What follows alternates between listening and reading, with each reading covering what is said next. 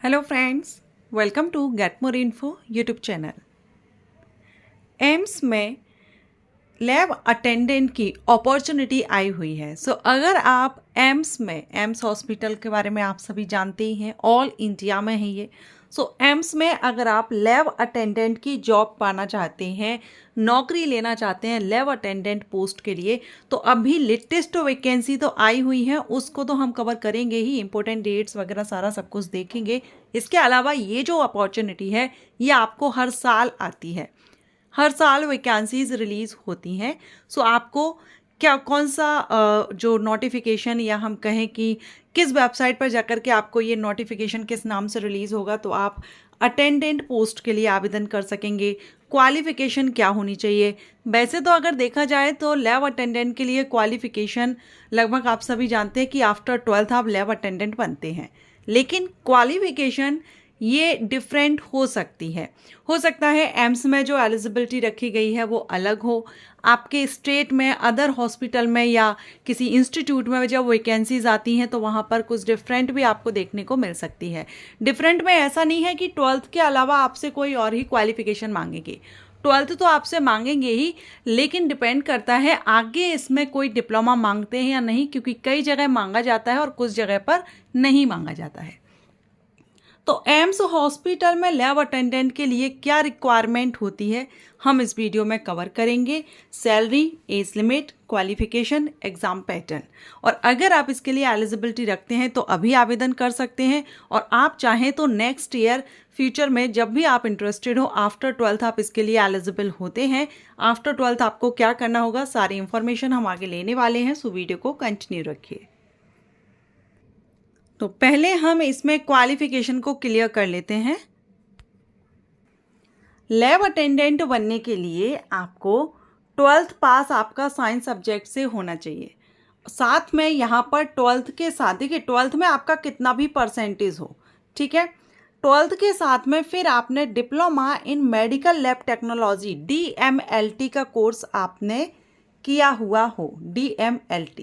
अब बात आती है कि अटेंडेंट की पोस्ट के लिए तो क्वालिफिकेशन, अगर हम जैसा मैंने आपको बताया 12th के बाद भी आप एलिजिबिलिटी रखते हैं, लेकिन ये जो एम्स में वैकेंसी आई हुई है या एम्स में जो लैब अटेंडेंट की वैकेंसी आती है, इसके लिए DMLT मांगा जाता है। इसके अलावा बहुत से अलग अलग स्टेट में जब वैकेंसीज रिलीज होती हैं तो वहाँ पर आप 12th साइंस के बेस पर भी आवेदन कर सकते हैं। तो आप ऐसा बिल्कुल भी ना जाने कि आप लैब अटेंडेंट के लिए किसी भी इंस्टीट्यूट या हॉस्पिटल में आवेदन कर रहे हैं तो वहाँ पर DMLT मांगा जाएगा, ऐसा कंपलसरी नहीं है।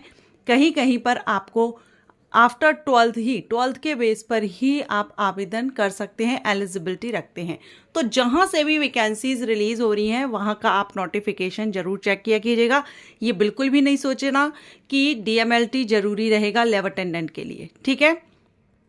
एम्स में यहाँ DMLT मांगा गया है और डिज़ायरेबल में 2 ईयर का एक्सपीरियंस रखा गया है। तो ये डिज़ायरेबल में है, लैब अटेंडेंट के लिए एक्सपीरियंस नहीं मांगा जाता है, फ्रेशर कैंडिडेट आवेदन कर सकते हैं। तो एम्स हॉस्पिटल में जब आप लैब अटेंडेंट बनना चाहेंगे तो आप 12th के बाद DMLT जरूर कर लें, तभी आप इसमें आवेदन कर सकेंगे। अदरवाइज आप अपने स्टेट में जब वैकेंसीज आएँ तो उस हिसाब से मैंने आपको क्लियर कर दिया है कि 12th के बेस पर भी आप एलिजिबिलिटी रखते हैं। अब हम बात करेंगे एज लिमिट की। तो लैब अटेंडेंट ग्रेड 2 की जो पोस्ट है, अब ये जो वैकेंसी मैं आपको बता रही थी, ये देखिए एम्स ऋषिकेश में ये वैकेंसी आई हुई है लैब अटेंडेंट के लिए, जिसमें एज 18 से 27 साल रखी गई है। सैलरी आपकी लेवल 2 से रहेगी, ठीक है। 18 से 27 साल ये अनरिजर्व कैंडिडेट के लिए एज रखी गई है।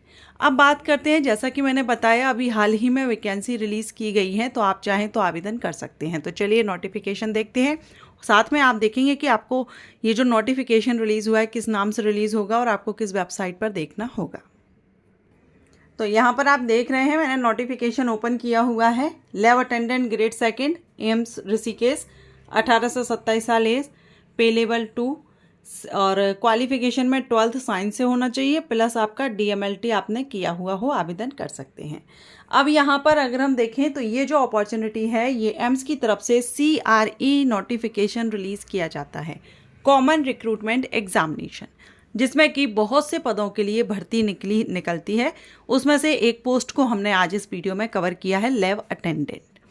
ठीक, तो आपको एम्स की वेबसाइट पर जाना रहता है और एम्स की वेबसाइट पर जाकर के CRE का हर साल वैकेंसी आती है, हर साल नोटिफिकेशन आता है। तो CRE नाम से जो नोटिफिकेशन आएगा आप उसमें चेक किया कीजिए कि लैब अटेंडेंट की पोस्ट है या नहीं। तो इस साल तो ये वैकेंसी आप देख रहे हैं 11 जुलाई 2025। इंपॉर्टेंट डेट आप यहाँ पर देख सकते हैं। लास्ट डेट आपकी 31 जुलाई 2025 है अप्लाई करने की। 12 जुलाई से एप्लीकेशन स्टार्ट है। आप चाहें तो आप आवेदन कर सकते हैं। इसमें आपका जो एग्ज़ाम है वो 25 अगस्त और 26 अगस्त को लिया जाएगा। डेट अभी टेंटेटिव है, अगर कुछ बदलाव किया जाता है तो आपको अपडेट किया जाएगा, तो वेबसाइट पर आप अपडेट रहेंगे। अब जब आप इसमें आवेदन करेंगे तो आपका एप्लीकेशन फ़ीस जनरल और OBC कैंडिडेट को 3,000 रुपये है। फ़ीस इसमें ज़्यादा लगती है, थोड़ा एप्लीकेशन फ़ीस ज़्यादा है यहाँ पर। SC ST EWS के लिए 2400 है। PWD के लिए फ़ीस माफ़ है और ऑल इंडिया से इसमें आवेदन कर सकते हैं।